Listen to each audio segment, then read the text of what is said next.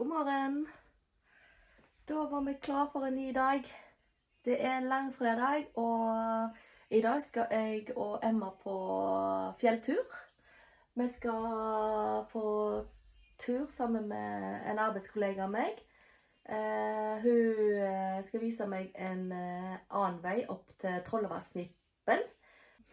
Du var på tur. Skal du være med på tur? Ja. Bữa nay là mình sẽ dẫn Emma đi leo núi. Mình sẽ đi chơi với một bà làm chung ở chỗ làm. Bà sẽ chỉ đường đi lên một cái núi ở khu ở trong tỉnh Seoul. Anh và thầy Tha cho nó đi vệ sinh. Trời hôm nay cũng rất là lạnh cho nên là lát mà đi mình phải mặc đồ cho kỹ. Sånn. Da har jeg et klar ryggsekk.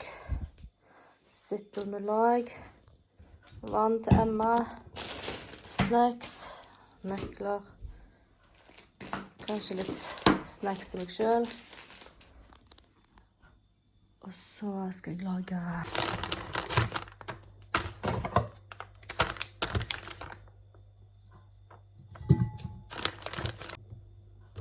sånn. Da er pølse i brød klar i termosen, så blir den holden seg varme til vi skal oppi da.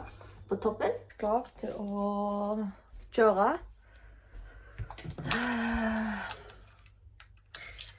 Jeg håper at jeg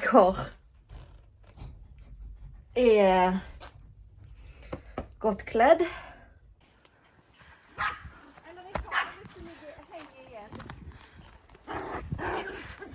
Du, Emma, du trenger ikke ta det helt ut med en gang du begynner på turen, altså.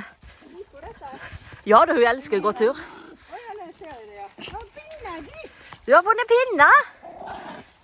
Ja, skal jeg ta den? Ja, ta den da. Ok, da er vi oppe på første, hva var det du kalte det for?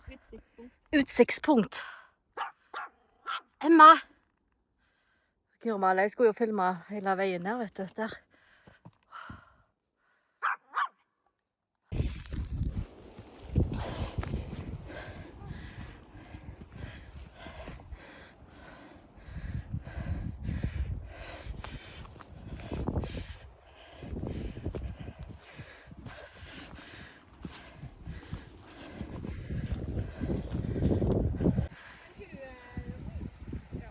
Hva?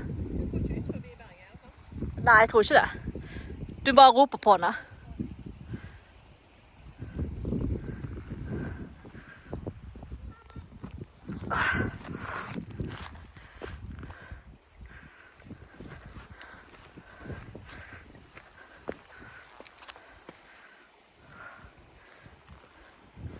Må du gå, Emma?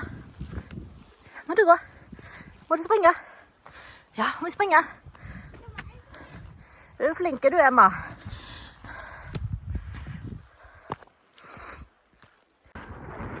Ja, mamma. Det er ikke helt ramme ennå.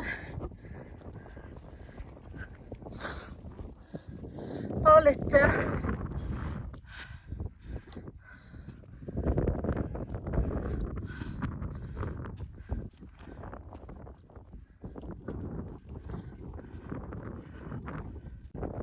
ja, det kommer i meg.